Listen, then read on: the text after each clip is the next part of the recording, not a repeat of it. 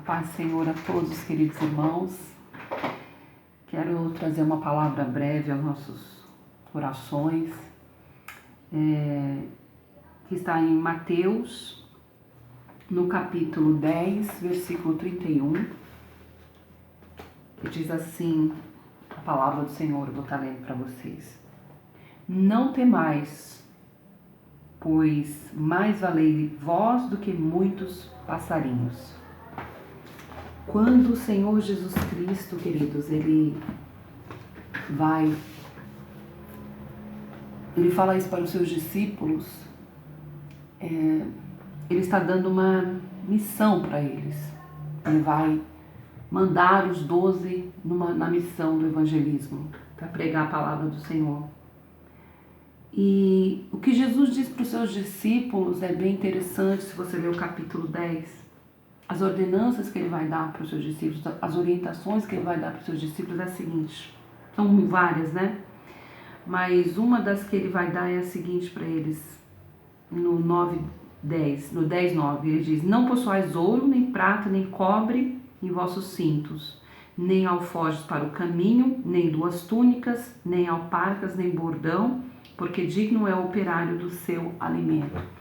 Então, uma coisa muito interessante que o Senhor Jesus vai dizer para os discípulos dele, que vão realizar a obra dele, é o seguinte: vocês não vão levar ouro, vocês não vão levar prata, vocês vão levar apenas uma túnica. Então, quer dizer, se você parar para analisar, bem desprovidos de coisas materiais, de coisas terrenas, Jesus envia os seus discípulos. E muitas vezes, queridos, por que eu estou falando isso hoje? Porque essa mensagem para nós?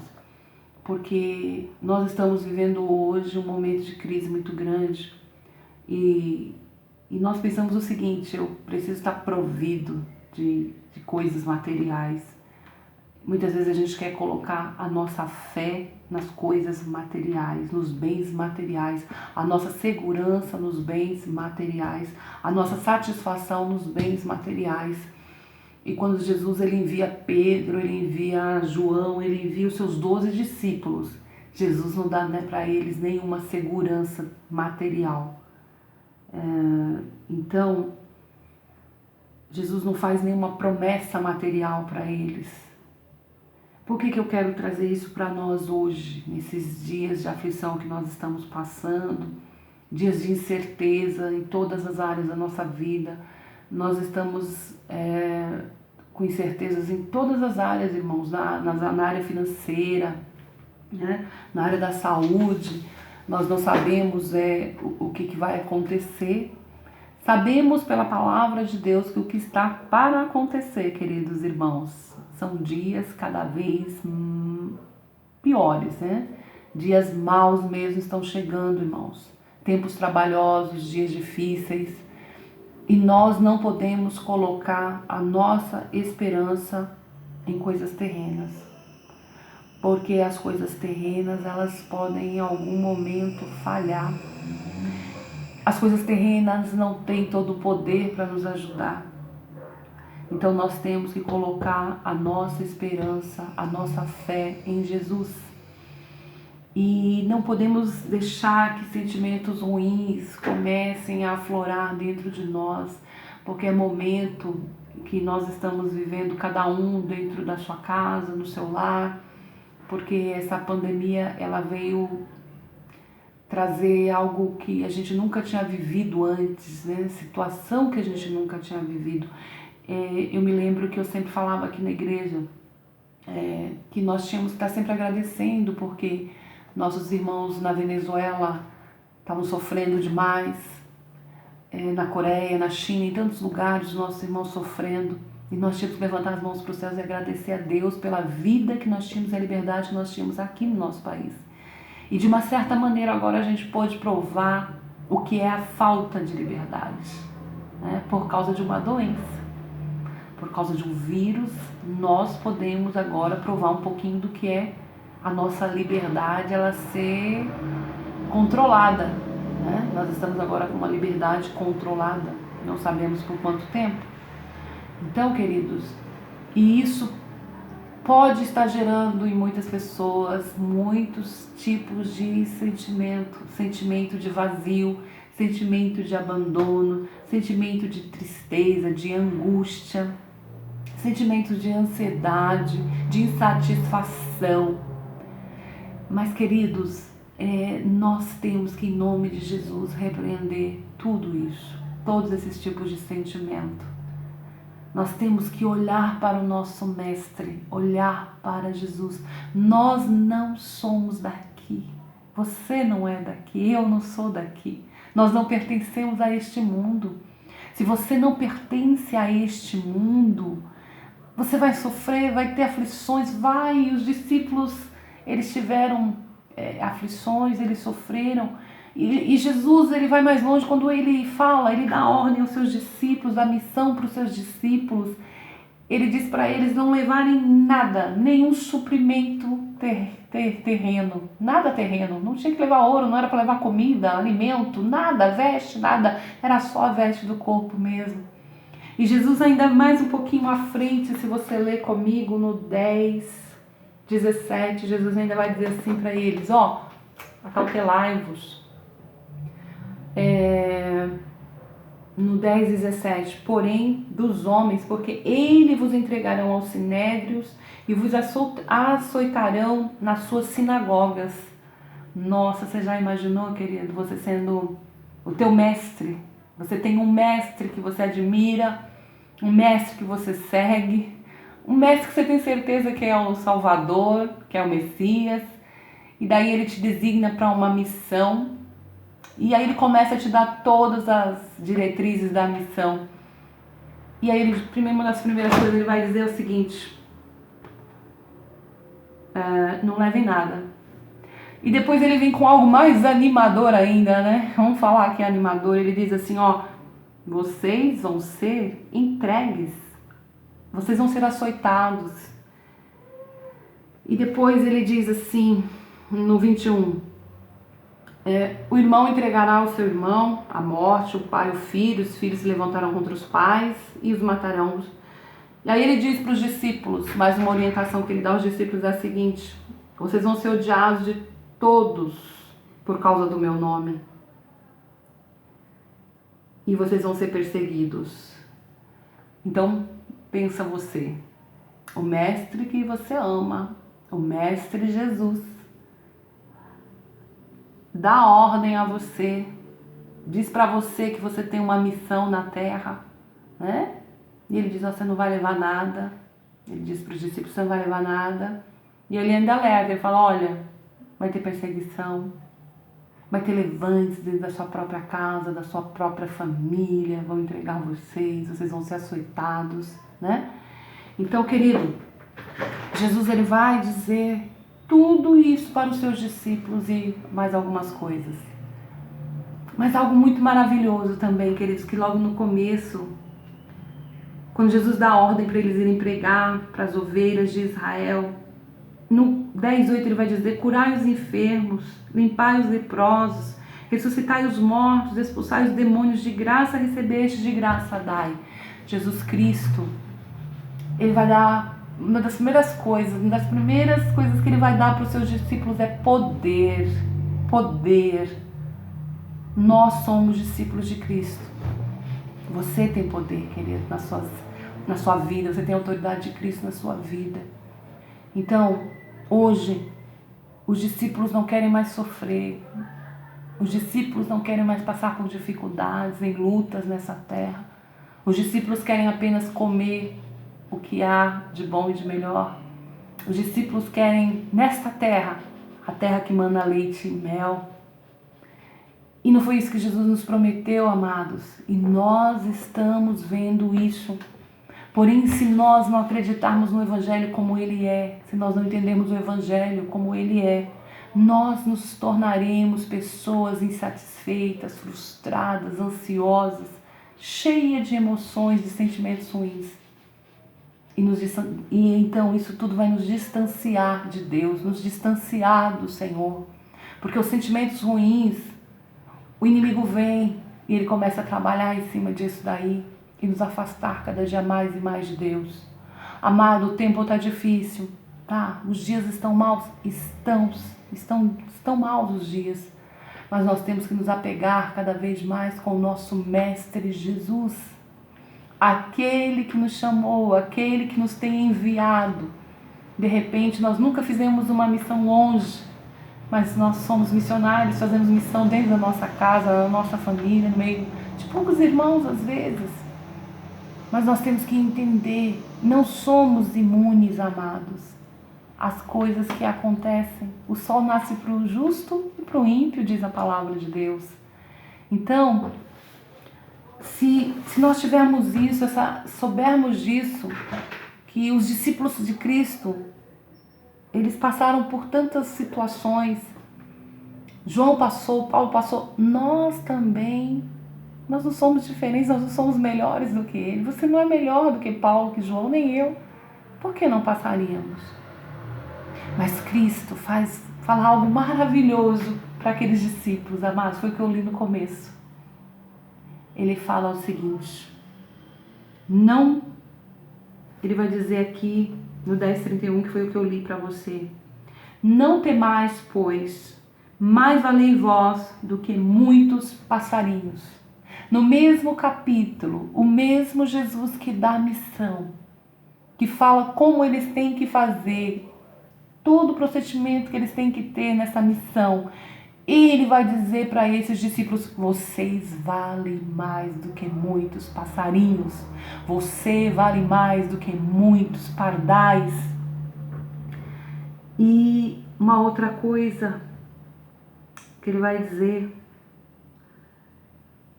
dizer que até o nosso cabelo, cada fio do nosso cabelo está contado. Quer dizer, ele está comigo, ele está com você, ele estava com seus discípulos, dando poder para os seus discípulos, força para os seus discípulos, para enfrentar todas as lutas e dificuldades.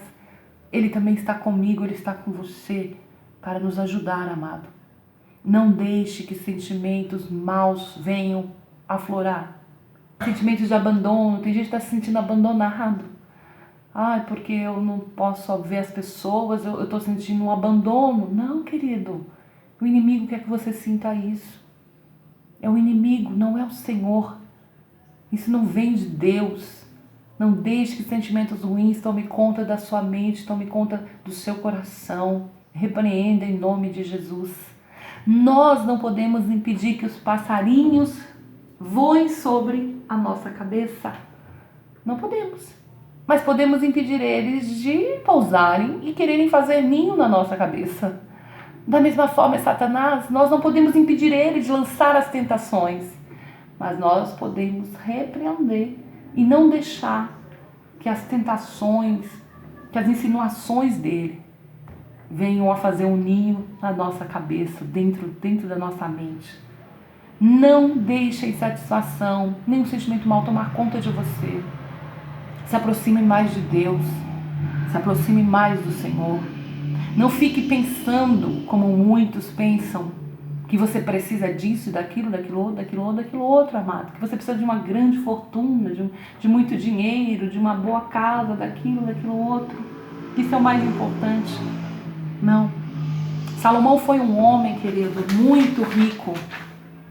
Salomão, ele foi um homem que ele recebeu um reino do seu pai,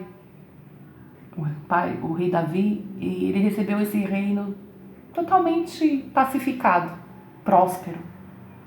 Ele foi um homem que teve muito prestígio, Deus deu a ele muita sabedoria, porém Salomão, tendo tudo isso, querido, quando ele vai escrever o livro de Eclesiastes, em alguns capítulos ele vai mostrar para nós a sua insatisfação. Por quê? Porque ele vai dizer que é o seguinte, no 2 ele diz que os prazeres, ele vai resumir para nós, que os prazeres e as riquezas deste mundo não dão felicidade. Então, se você ficar buscando, se está se sentindo muito infeliz neste momento, é normal nós termos assim infelicidade, ficarmos tristes com o que está acontecendo. Mas nós não podemos deixar essa tristeza tomar conta do nosso ser, essa infelicidade tomar conta do nosso ser. Porque a nossa felicidade não depende das coisas materiais, das coisas terrenas. A nossa felicidade, ela tem que estar, porque nós somos de Cristo e em Cristo nós somos salvos. Então nós temos que ter dentro do nosso coração a alegria da salvação. Porque Salomão, amado, ele mesmo vai dizer: eu fiz tantas obras para mim magníficas, eu edifiquei para mim casas, eu plantei para mim vinhas, eu fiz hortas, eu fiz jardins. Em Eclesiastes 2 ele fala tudo isso.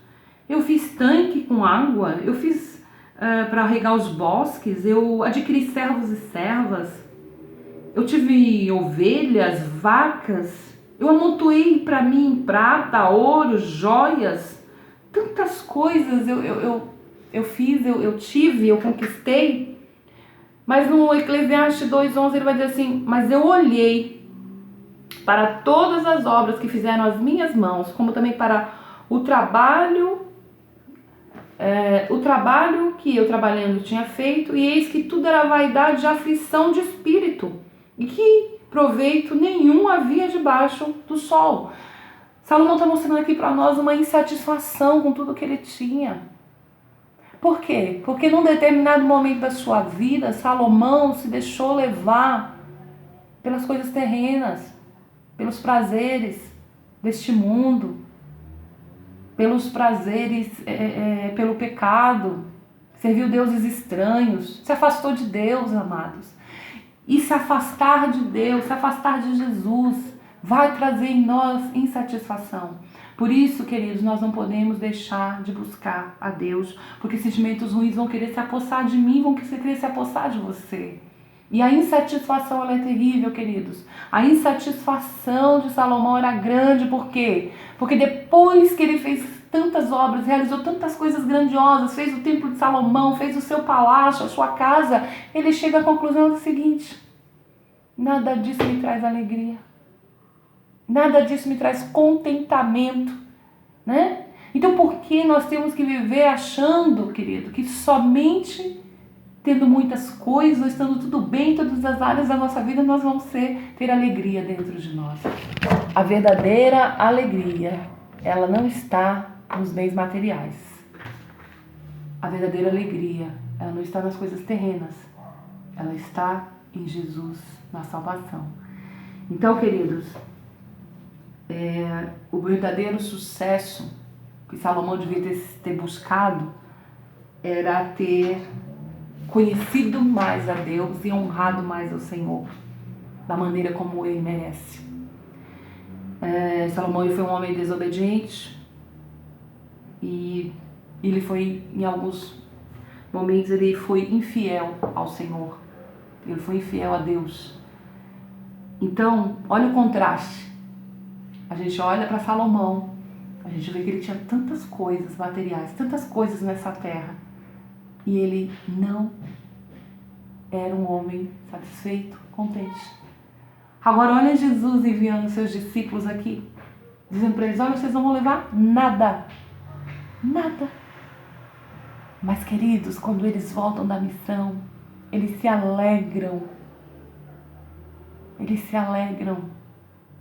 Por quê? Porque eles aprenderam a honrar Jesus, eles aprenderam a estar com Jesus, a obedecer a Jesus. Então não deixe o seu coração ser tomado por sentimentos ruins. Repreenda em nome de Jesus. Né? A situação está aí, está difícil.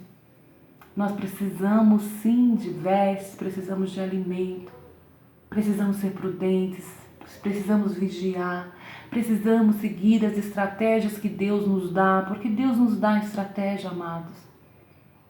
Deus nos dá estratégias, mas nós não podemos deixar que tudo que está acontecendo neste mundo e o que ainda há de vir nos afligir de tal maneira a entrarmos em pânico e em histeria.